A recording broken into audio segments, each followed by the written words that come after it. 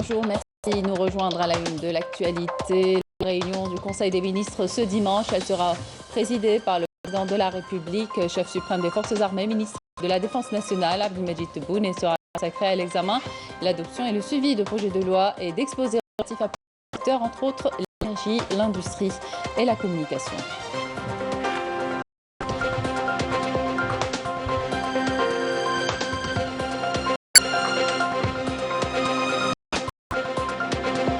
Le président de la République a accordé une entrevue à des représentants de médias nationaux dans le cadre de ses rencontres périodiques avec la presse nationale. Au cours de son entretien avec la presse, le chef de l'État a fait d'importantes annonces que vous allez découvrir dans ce journal. Le Maroc dévoile sa manipulation au grand jour et s'oppose à la réunion du comité El-Quds à la suite de la proposition formulée par l'Algérie d'inviter le comité à se réunir sans délai afin d'assumer ses responsabilités et faire face aux graves violations commises par les forces d'occupation sionistes à l'encontre des Palestiniens. Toujours au Maroc, le Front social est à nouveau en ébullition à travers 28 villes du pays. Les manifestants dénoncent la précarité mais aussi la répression. Parmi leurs revendications, la libération des détenus politiques. Et en ce mois de Ramadan, beaucoup d'entre vous préfèrent changer de décor au moment de la rupture du jeûne, comme aller à la plage. C'est le cas des familles que nous avons rencontrées à la plage Meder à Oran.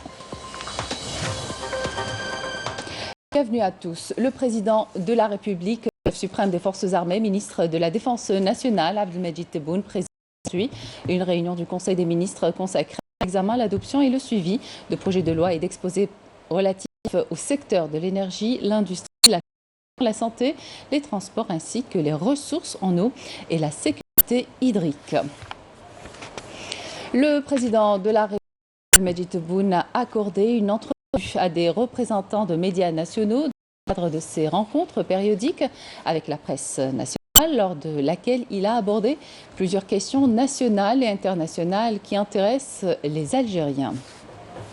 Le président de la République, Abdelmajid Tebboune, a annoncé de nouvelles augmentations des salaires et les allocations au chômage d'ici la fin de l'année. Ces augmentations seront appliquées en janvier prochain. Écoutez le président de la République.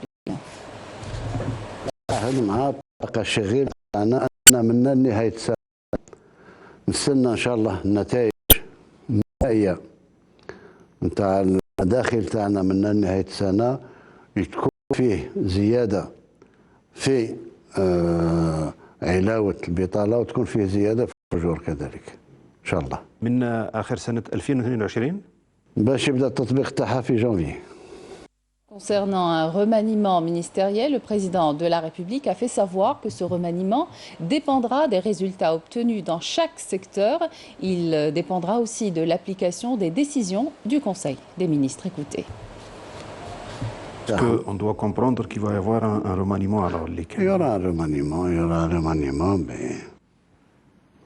c'est à la seule نتائج تاع قطاع بقطاع. المقياس هو ما قررناه في مجلس الوزراء ما طبق منه وما لم يطبق. Concernant la spéculation, le président de la République a fait savoir que l'État subventionne 160 minoteries, sauf que celles-ci n'accomplissent pas leur rôle comme il se doit. Écoutez. لقينا ولاية لما تشوف المجموع تاع التمويل تاعها اللي مشى ليها 40 قنطار في الشهر لكل مواطن. إذا كل 40 كيلو في الشهر مليح 40 قنطار. وجدنا ما يقارب 160 مطحنة تدي القمح وما تطحنوش ويبيعوه ديريكتومون للمربي المواشي وغيرهم. إلى آخره إلى آخره إلى آخره. ولكن المشكل كذلك عندنا آخر قرار خذيناه منعنا منع بات وبالتقريب جرمنا تصدير المواد الأولية أو مواد غذائية. Concernant la rareté de certains produits de première nécessité, le président de la République, Abdelmajid Tebboune, a fait savoir que l'inspection générale de la présidence de la République va enquêter. Écoutez le président de la République. L'inspection générale de la présidence est en train d'enquêter sur le pourquoi ces pénuries. Elles ne devraient pas exister. دراهم عندنا. دوام دارين نشروه. C'est pas un problème de concordance entre toutes ces structures, Monsieur le Président? كل واحدة عندها خدمتها. Ça n'a absolument rien à voir. La médiation internationale au Mali a réitéré au cours d'une réunion virtuelle tenue dernièrement l'importance cruciale que revêt la mise en œuvre diligente de l'accord pour la paix pour remettre la stabilité durable au Mali et celle de la région dans son ensemble dans le cadre du suivi de la mise en œuvre de l'accord pour la paix et la réconciliation au Mali issu du processus d'Alger. Je vous le disais en titre, le Maroc a refusé la tenue de la réunion du comité Al-Quds que le roi Mohamed VI préside à la suite de la proposition formulée par l'Algérie d'inviter le comité à se réunir sans délai afin d'assumer ses responsabilités et faire face aux graves violations commises par les forces d'occupation sionistes à l'encontre des Palestiniens, dévoilant ainsi sa manipulation au grand jour. Badia Mardi. En effet, le Maroc vient de marquer officiellement à travers son représentant permanent à New York son opposition au sein des groupes de l'Organisation de la coopération islamique, OCI, et des pays non alignés pour la tenue de la réunion du comité Al-Quds que le roi Mohamed VI préside, et ce, à la suite de la proposition formulée par la mission algérienne d'inviter le comité à se réunir sans délai afin d'assumer ses responsabilités et faire face aux graves violations commises par les forces d'occupation sionistes à l'encontre des Palestiniens, en particulier dans la mosquée d'Al-Aqsa. L'opposition marocaine à la réunion du comité d'Al-Quds a mis doublement à nu le régime du Marzen qui continue à prendre en otage le comité au profit de ses calculs étriqués et a dévoilé également sa manipulation de la cause palestinienne et des lieux saints. Les Palestiniens, hommes, femmes et enfants, se sont déplacés par milliers vers la mosquée Al-Aqsa en réponse aux agressions intempestives des forces de l'occupant sioniste contre les fidèles. Ils sont venus des 4 coins de la Cisjordanie pour accomplir la prière et exprimer leur colère, mais surtout leur volonté de protéger Al-Aqsa avec toutes leurs forces.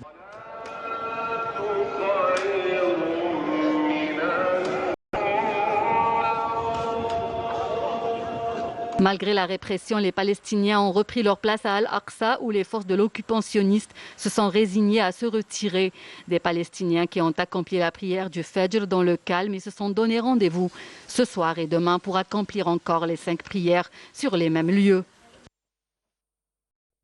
Le Maroc connaît une nouvelle vague de protestations contre la cherté de la vie et la précarité sociale. Le Front social est à nouveau en ébullition à travers 28 villes du pays, à commencer par Casablanca, Rabat et Marrakech. Des manifestants qui dénoncent la précarité, mais aussi la répression qui s'abat sur toutes les personnes qui osent défier le régime du Marzen. Parmi les autres revendications de la rue figure la libération des détenus politiques. Abdelmajid Benrassi.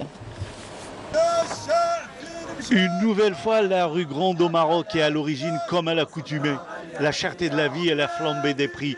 Le pouvoir d'achat des masses populaires marocaines ne cesse de s'éroder. La paupérisation de la majorité du peuple gagne de plus en plus du terrain. Les Marocains étouffent sous la pression des augmentations des prix des produits de première nécessité. Le Front social marocain a appelé à l'organisation de nouvelles manifestations dès samedi dans différentes régions du royaume pour dénoncer une énième fois la flambée des prix et protester contre la répression systématique des différents groupes sociaux et des voix critiques. الاحتجاجيه اللي نظمتها الجبهه المغربيه، الجبهه الاجتماعيه المغربيه. هذه الجبهه الاجتماعيه المغربيه اللي نادت للتنظيم ديال هذه الوقفه على المستوى. Cette manifestation de protestation est organisée suite à l'appel du Front social marocain. Des manifestations ont lieu à travers 28 villes marocaines, à commencer par les grandes villes à l'instar de Casablanca, Rabat ou encore Marrakech. Ces manifestations font suite à celles déjà organisées auparavant pour protester contre la cherté de la vie. Tous les prix ont augmenté, à commencer par ceux de la semoule et de ses dérivés, les prix des légumes, ceux de l'huile, le sucre et les carburants. Tous ont connu des hausses vertigineuses. Les poches des gens sont vidées et surtout qu'il n'y a pas d'augmentation des salaires. Il n'y a pas de travail, en plus de la précarité de l'emploi. Ajoutez à cela la corruption. Les Marocains ne peuvent plus faire face à cette situation. Les manifestants marocains ne veulent pas s'arrêter là. La protestation va se poursuivre encore pour lutter contre la cherté de la vie, mais aussi contre la répression et pour la libération des nombreux prisonniers politiques qui croupissent depuis longtemps dans les geôles du Makhzen.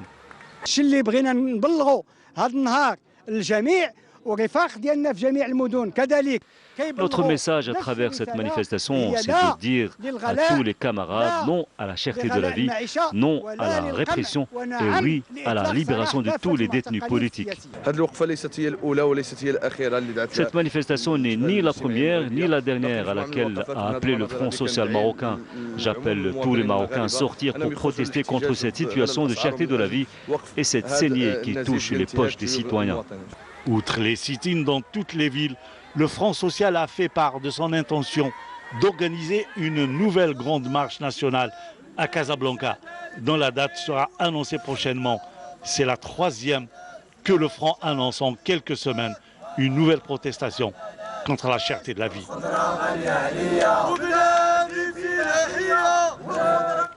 Présidentielle en France, ouverture ce dimanche matin des bureaux de vote pour le second tour. Quelques 48,7 millions d'électeurs sont appelés à choisir entre le président sortant, Emmanuel Macron, arrivé en tête au premier tour et donné favori dans les sondages, et la dirigeante d'extrême droite, Marine Le Pen, arrivée plus de 4 points derrière le président sortant. Les résultats de ce second tour sont attendus ce soir à 18h GMT.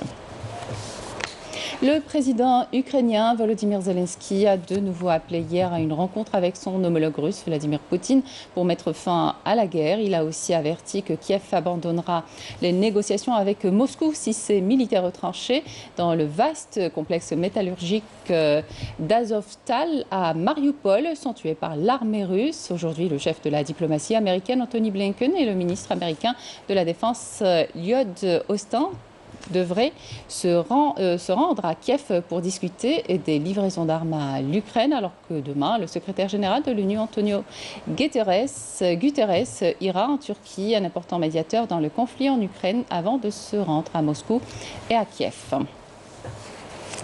Retour en Algérie, à quelques semaines des JM d'Oran, la fête sportive a déjà commencé à El Berria, intitulée Nuit de promotion des JM. Et c'était ce vendredi, un rendez-vous qui a drainé une grande foule. Plusieurs activités sportives et artistiques étaient au programme de cette nuit aux couleurs méditerranéennes. Commentaire Rina Lerari.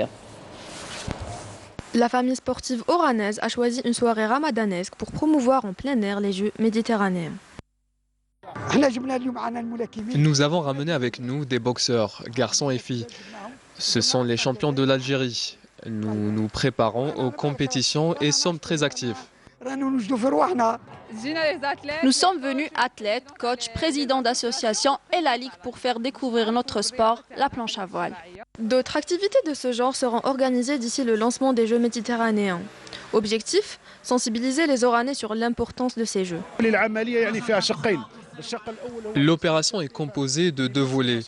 Le premier est tout ce qui est test event, en réunissant les fédérations et les ligues de la wilaya. Le deuxième, c'est l'implication du mouvement associatif et sportif. Un grand public de tout âge est présent. Cela symbolise l'intérêt des Oranais pour le sport.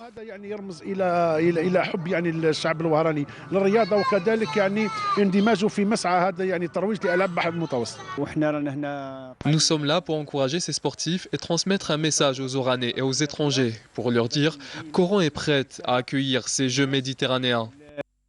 Les efforts restent communs et l'objectif, réussir la 19e édition des Jeux méditerranéens d'Oran. Sachez justement que la campagne de promotion de la 19e édition des Jeux méditerranéens sera élargie aux wilayas limitrophes. On reste dans le sport. Plusieurs anciennes figures de volley-ball ont été honorées vendredi soir à l'occasion du traditionnel tournoi de Ramadan de volley-ball organisé par la Ligue algéroise de la discipline. Riyad Belkhadim. La Ligue algéroise de volleyball a renoué le week-end dernier avec le traditionnel tournoi du Ramadan en hommage aux anciens qui nous ont quittés après 2 ans d'arrêt pour cause de pandémie de la Covid-19. Vendredi soir, à la salle de Hydra, il y avait de l'émotion et du rire, le rire des enfants, lors de ce traditionnel grand tournoi de volley-ball du mois sacré du Ramadan, Kamel Khasrani. Un tournoi qui a regroupé des anciens joueurs des deux ligues d'Alger et de Béjaïa. Ravi du retour de ce tournoi, Nasser Mustafa, président de la Ligue d'Alger, est très heureux de voir toute la famille du volley-ball renouer et se retrouver à l'occasion de cette nuit du Ramadan.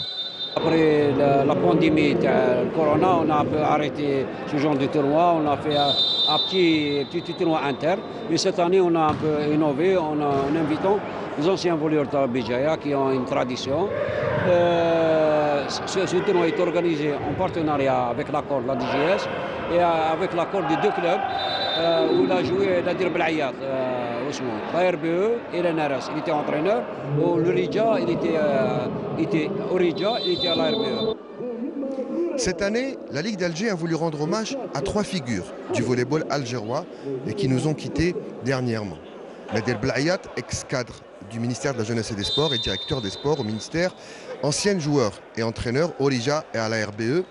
Rabah Mohamdi, ancien président du Rija, et Abdelkrim Belarbi, ancien président de la Ligue de sport universitaire. À la fin du match, entre les anciens des ligues de Béjaïa et d'Alger, qui étaient présents plus pour le plaisir de se retrouver que pour la compétition, une cérémonie de remise des prix symbolique organisée par la Ligue d'Alger en hommage aux 3 défunts, ainsi que des cadeaux qui ont été remis aux membres de leur famille. La soirée s'est enfin terminée comme elle a débuté, dans le sourire et le souvenir de ces 3 figures du volley algérien. On applaudit fort la famille Belayat et on applaudit fort toutes les familles. Taj al-Qur'an, un des programmes phares de la télévision en public, 3e prime ce week-end, un concours de récitation du Saint-Coran où plusieurs critères sont pris en considération. Le dernier prime est prévu pour la semaine prochaine, à l'issue duquel seront connus les gagnants de cette édition. Majda Jahmoum.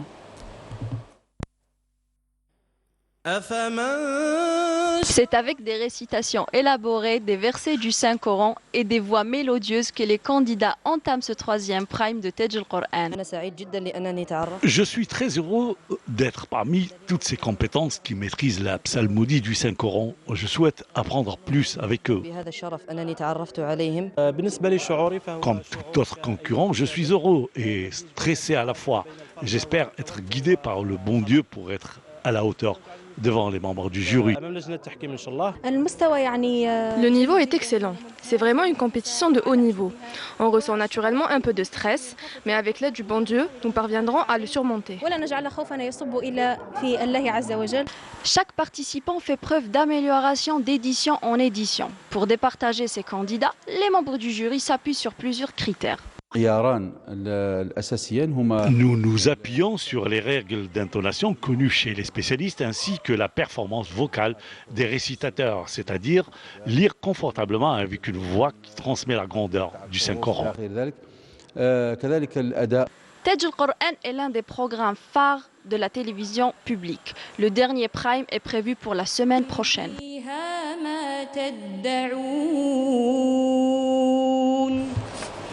Au-delà de son aspect religieux, la pratique du jeûne a beaucoup de bienfaits sur notre santé. Les médecins appellent tout de même au bon sens alimentaire afin d'éviter les troubles digestifs. Alors comment réussir à maintenir sa forme avec le jeûne?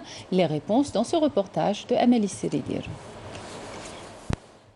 Jeûner de l'aube au coucher du soleil durant tout un mois demeure éprouvant pour l'organisme, même si les températures sont encore clémentes. Une alimentation équilibrée est conseillée afin d'éviter toute carence. Par moment, on a tendance, fin de journée, automatiquement, des fois les chaleurs, des fois le temps change, alors le climat, et on est fatigué, on a tendance même pour manger, on n'est pas vraiment, on n'a pas d'appétit. Je n'ai plus de force en fin de journée, je me sens vraiment très fatigué, mais surtout, j'ai une grande sensation de soif. Je me sens un peu faible en fin de journée, mais dès que je mange, je récupère mon énergie et je tiens toujours à bien manger. La rupture du jeûne, c'est l'occasion de reprendre ses forces après une longue journée sans eau ni nourriture. Mais comment concilier jeûne et bonne alimentation pour préserver sa santé? La rupture du jeûne, donc pour rompre le jeûne, on a deux objectifs. Le premier, c'est l'hydratation, donc il faut avoir un verre d'eau, température ambiante, il ne faut pas avoir de l'eau glacée ou fraîche. Pour les gens qui ont l'habitude de prendre du lait ou du petit lait, il n'y a aucun problème, à condition de ne pas avoir de troubles digestifs en prenant ces aliments. Et le deuxième objectif, c'est le resucrage, donc il faut prendre 1 à 3 dates pour régulariser le taux de glycémie dans le sang. Ensuite, les spécialistes recommandent de patienter entre 5 à 10 minutes avant de passer à table.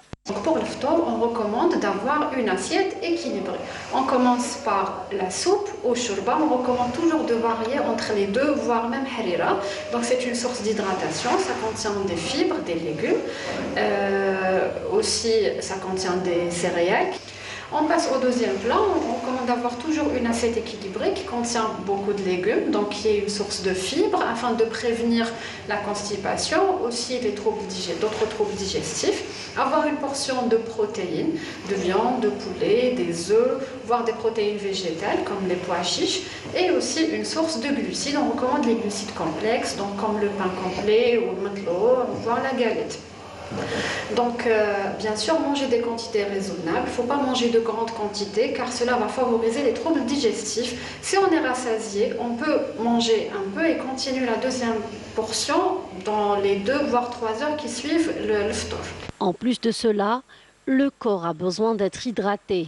Les médecins conseillent de boire beaucoup d'eau après le ftour.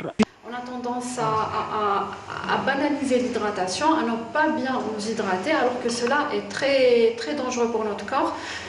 Donc il faut boire entre 2 litres jusqu'à 2,5 litres entre le ftour et le sahur. Et quand on parle d'hydratation, ce n'est pas que boire de l'eau, mais aussi manger des fruits et légumes. Et aussi boire le thé, les tisanes, c'est aussi une source d'hydratation. Le jeûne, une période difficile pour notre organisme, certes, mais qui peut être un moyen naturel et efficace pour notre corps de se revitaliser. Il est donc important d'essayer de manger équilibré au moment du ftour et du sahur. Et beaucoup d'entre vous préfèrent changer de décor au moment de la rupture du jeûne, en bord de mer par exemple. Je vous propose une petite virée sur la corniche oranaise à la plage Madère. De nombreuses familles s'y ont installées quelques minutes avant la rupture du jeûne et profitaient pleinement de l'air iodé. Camélia Mlel. La plage de Madar dans la wilaya d'Oran ne désemplit jamais. Durant le mois sacré de Ramadan, elle connaît la même affluence, surtout à l'approche de la rupture du jeûne. Il est 18 h, de nombreuses familles sont déjà là depuis un moment. Elles profitent pleinement des dernières minutes avant l'iftar. Aux environs de 19 h 30, les familles s'installent pour le repas de l'iftar face à la mer afin de profiter de la belle palette de couleurs qu'offre le crépuscule. C'est la deuxième fois qu'on rompt le jeûne à la plage de Madar. Comme vous voyez, nous avons commencé à installer les tables de l'iftar.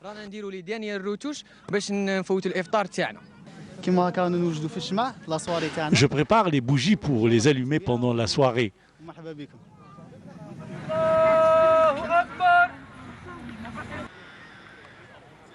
Après l'appel à la prière d'Al-Maghrib, le repas est partagé dans la convivialité où les vagues jouent leur propre symphonie.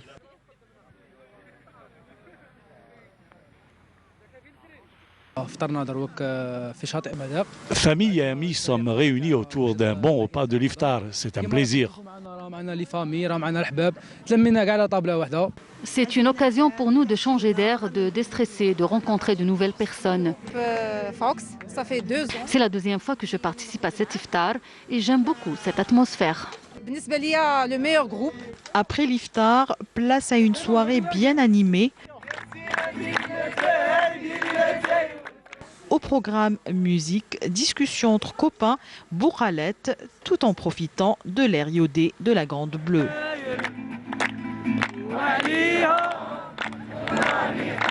Et c'est la fin de cette édition. Merci de votre attention. Tout de suite, les prévisions météo avec Fariel Chir. Excellente suite de programmes sur Canal Algérie.